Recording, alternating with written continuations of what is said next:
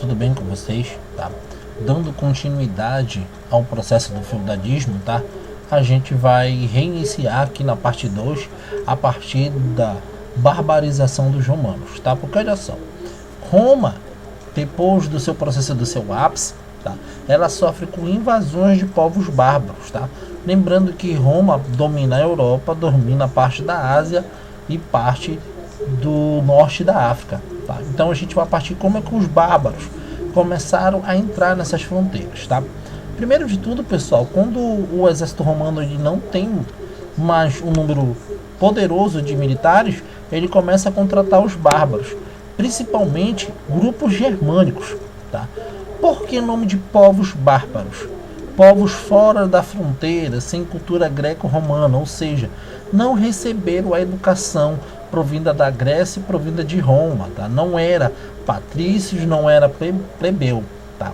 Então, esses povos germânicos que dominaram essa região da barbárie romana, tá? Eles, tá? Que são os germânicos, tá? Que são os suevos, lombardinos, teutônicos, francos, gordos, visigodos, ostragodos, vândalos, burgudinos, anglos e saxônicos, tá?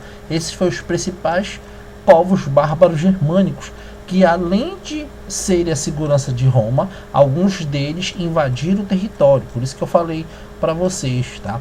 Anteriormente, que esses povos amigos eles deixavam adentrar o império, e com isso aconteceu o famoso êxodo urbano, que é o êxodo urbano, é a saída do homem da cidade para o campo. Tanto é que olha só que vai surgir aí a economia agropastoril, ou seja, agricultura com pasto, tá?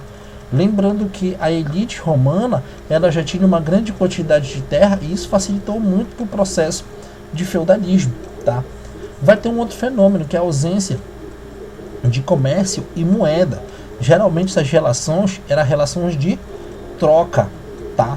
De troca de alimentos ou de troca de animais, tá?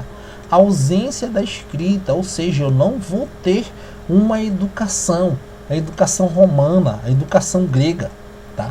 Outro ponto determinante, que inicialmente eles são politeístas, tá?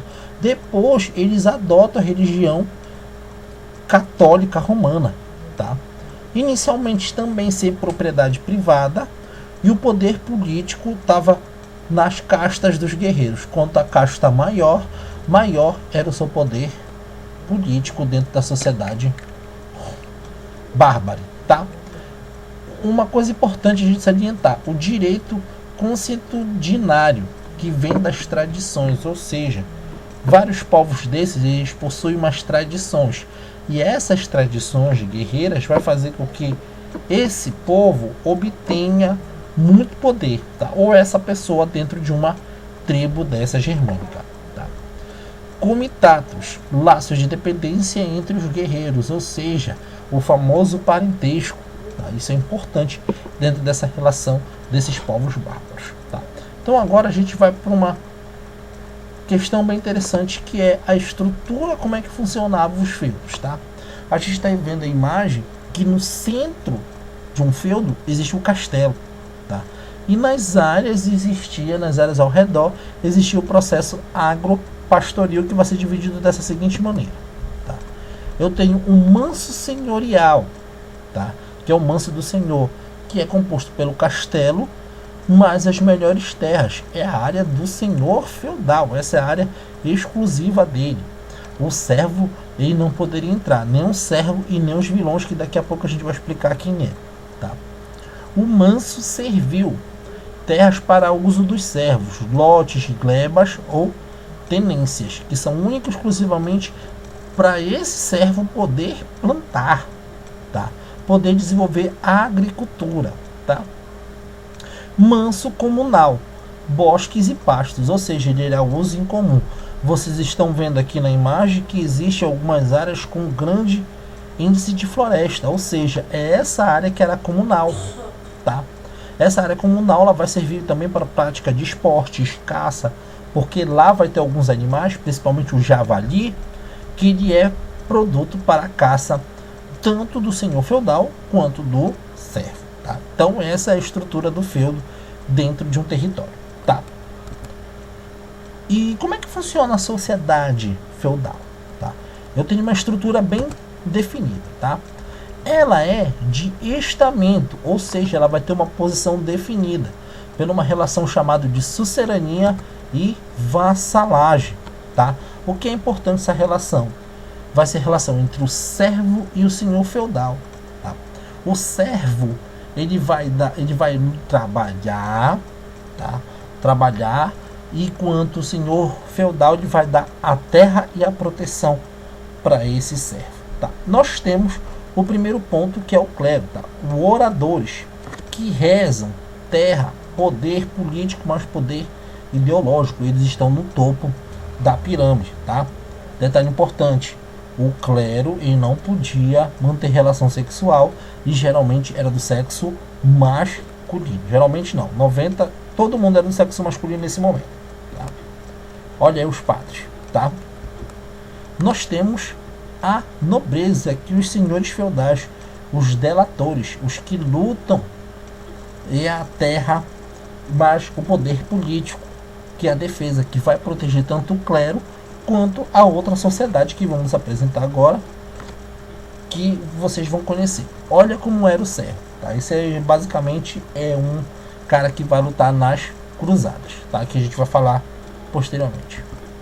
E eu tenho os servos e os vilões, tá? Aqui vai ter uma diferença. Laboradores, os que trabalhavam e pagavam impostos. Lembrando que aqui existe uma divisão. O servo, dentro da relação de sucerania e vassalagem, ele está preso à terra, tá? Ele não pode se deslocar dessa terra, ou seja, ele vai dever obediência para o nobre, para o senhor feudal. Lembrando que a igreja ela foi a maior senhora feudal da Europa, tá? Ou seja, eles poderiam ter essa relação. Os vilões eram homens livres que poderiam circular de feudos em feudos. Por exemplo, eles trabalhavam no período de colheita de produtos, tá? Então eles eram livres, não pertenciam a essa relação de sucerania e vassalagem, tá? Olha aí como era a característica do servo, como era bem apresentada a sociedade. Detalhe, pessoal, eu tenho pouca evolução social. Basicamente, pessoal, o clero era composto pela nobreza, tá? Eles que ocupavam alguns cargos. Por exemplo, se uma família tem 5 filhos, geralmente o filho mais novo, mais jovem, ele é convidado a participar das ordens eclesiásticas, tá? Participar de mosteiros, enfim, tá? Então, pessoal, era isso que a gente queria apresentar para vocês, tá? Curtam o meu canal, compartilha comigo, tá? Vamos estar apresentando aqui mais exercícios para vocês e outros temas sobre o Enem 2020. Um abraço e até